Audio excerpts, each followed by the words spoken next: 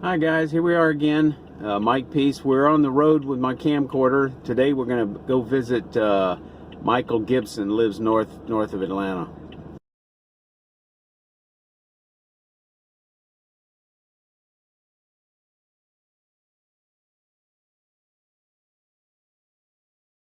Here I am traveling north on I-85, north of Atlanta, heading.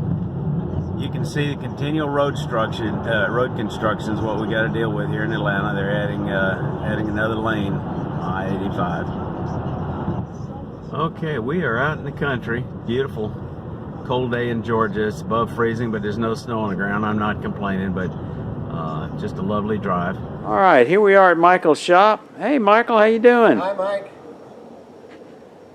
Looking forward to this shop visit. Come on in.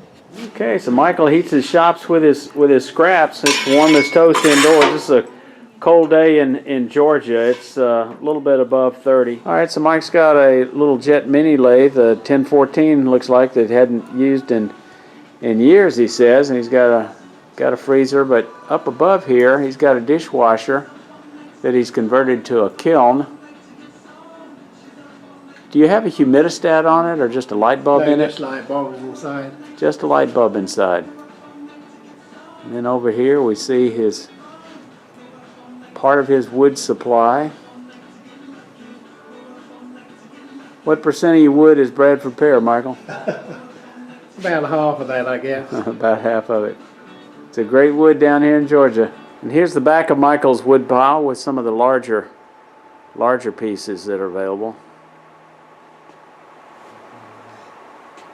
Okay, here we are in Mike's primary working area. We got a large jet bandsaw, and then we move over to Michael's lathe, and he's got a 3520A, and down here he's got a Tormek, convenient for sharpening his skews. And then we come over here and we see his tool rack. And the top and bottom turn like a Lazy Susan. And over here we pick up some of his calipers. The top of his Lazy Susan, various drills and drive centers.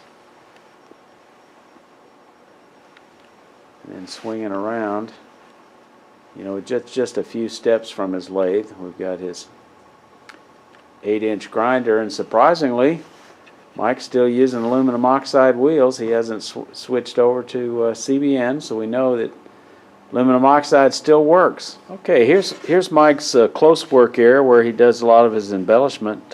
Michael, tell us a little bit about what you got here. This is where I do the finer work, all the detail work on some of my pieces. This is a micromotor, and this over here is the pyro, using the pyro pens, the razor tip. Yeah.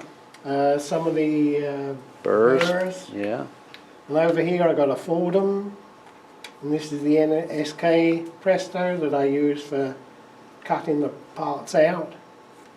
Yeah, I got some sanding discs, files, and odds and sods in there. Okay. Some of the airbrush paints that I use, and these are coloured pencils and pens. Here's the airbrush system that I use.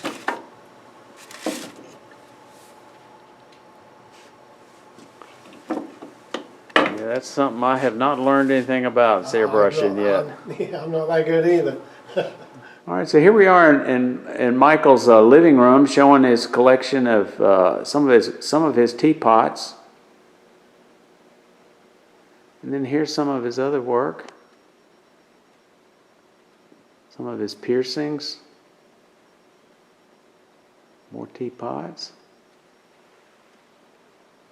some of his hollow forms.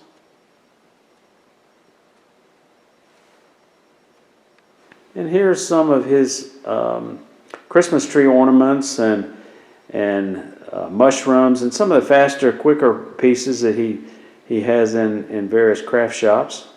And here's some Kokoshi dolls. They're just lovely. And I like the ones where it's got an attitude. This is 2 pieces.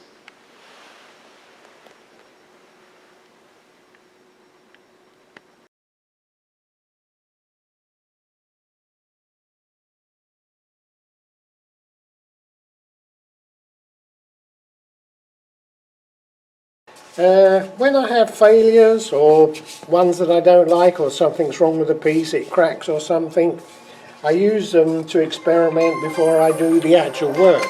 And I do a lot of experimenting on these pieces, and I find it's very handy before I actually put it onto a finished piece. Mm-hmm. Well, like I say, good practice makes perfect, and you don't get skilled at doing anything without spending hours and hours and hours perfecting the technique. And okay. Now here on the shelves are some of Michael's rough turned. Those are mostly teapot forms. Is that right? Yeah. That have been hollowed to uniform thickness, probably about what, 10, you leave about 10%?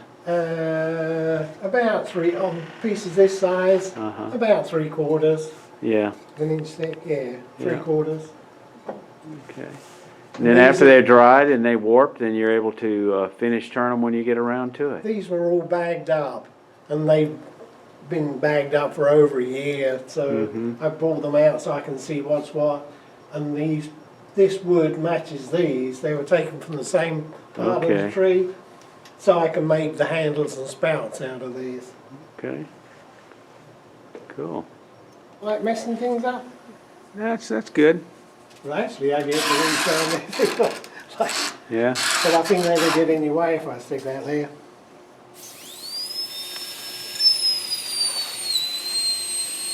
And that handpiece you're using is that the NSK? Presto. Presto. And that's being powered by a miniature air compressor, is that right? No, it's a full-size air compressor. I just got it turned down at the lathe. Okay. And you don't want to go over like 35, but this is doing it about 30 pence per inch. Clean it up. This is getting a bit old, this stuff.